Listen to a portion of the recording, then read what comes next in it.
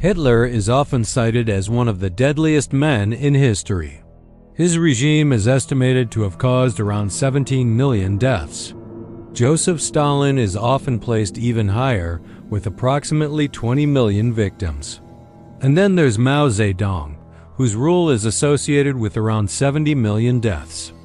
But here's something many people don't realize. None of them is the deadliest leader in history.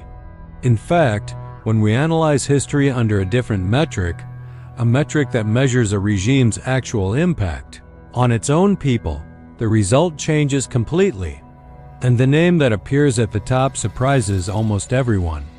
When we talk about leaders responsible for large numbers of deaths, most people only think in absolute numbers. But this type of comparison can be misleading. Think of something simple. Car accidents kill millions of people every year worldwide. Plane crashes are extremely rare. Even so, when a plane crashes, the chances of survival are much lower. That is, the danger is not only in the frequency of the event, it is also in the probability of death when it happens. That's why nobody thinks twice about using an electrical outlet. But everyone is extremely cautious near a chainsaw, even though outlets cause more accidents over time. If something goes wrong with a chainsaw, the risk is much greater. The same logic can be applied to history. Instead of looking only at the total number of victims, we can analyze the percentage of the population that died under a given regime. And when we do that, history changes drastically. Let's start with some of the best-known names. Adolf Hitler. During the Nazi regime, Germany had approximately 79 million inhabitants. Approximately 21% of the population died during this period, considering war, genocide, and repression. Joseph Stalin. The Soviet Union had approximately 162 million people.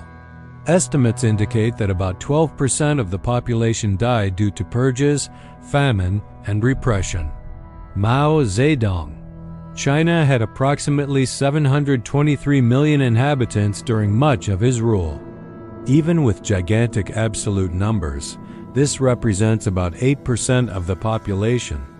When we analyze it this way, the order changes. Hitler surpasses Stalin. Stalin is ahead of Mao, but even so, none of them occupies first place. There is a modern regime that surpassed them all. A government that, in just a few years, eliminated more than a third of the entire country's population. This regime happened in Cambodia, and the leader responsible was Pol Pot. Between 1975 and 1979, the Khmer Rouge regime caused the deaths of approximately 1.5 to 2 million people. This may seem like less than the numbers of other regimes, but there is a crucial detail. At the time, Cambodia had only 7 to 8 million inhabitants. This means that about 36% of the population died. None of the other regimes come close to this proportion. Before becoming one of the most brutal leaders in history, Pol Pot had another name. He was born in 1925 as Saloth Sar. Unlike most Cambodians at the time, he did not grow up in extreme poverty. His family had relatively stable conditions. This allowed for something rare in Cambodia at the time, formal education. He attended elite schools and learned French. Later, he was sent to study in France. It was there that he came into contact with revolutionary ideas and communist movements. But his academic career was a failure. He struggled with his studies and ended up becoming more involved with politics than with engineering. Without completing his degree, he returned to Cambodia in the 1950s, and it was there that his political trajectory began.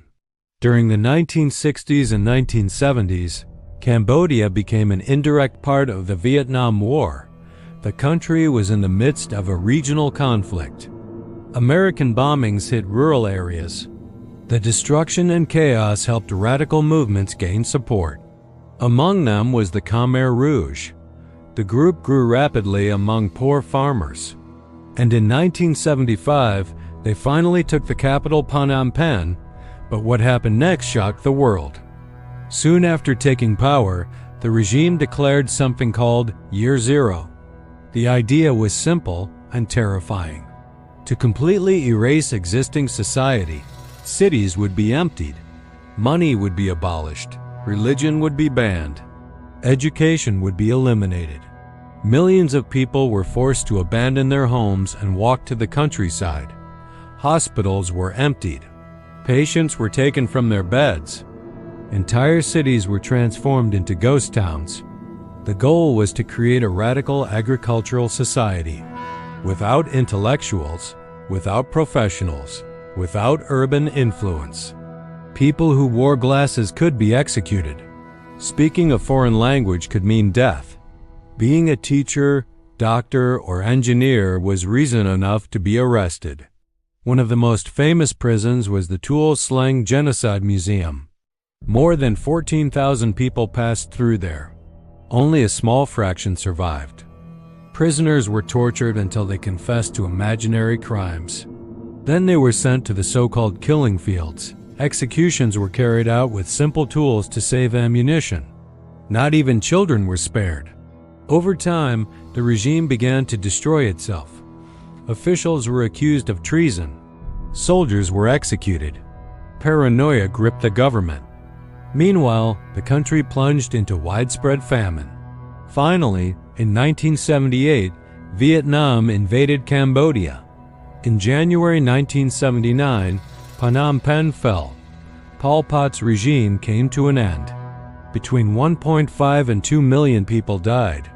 In a country with fewer than 8 million inhabitants, that represents about 36% of the population. A level of internal destruction virtually unprecedented in modern history. Decades later, Cambodia still lives with the consequences. Entire generations disappeared. Institutions were destroyed, and the collective trauma remains. History often remembers the larger numbers. But when we analyze the real impact on a country, no modern regime has been as devastating as Pol Pot's.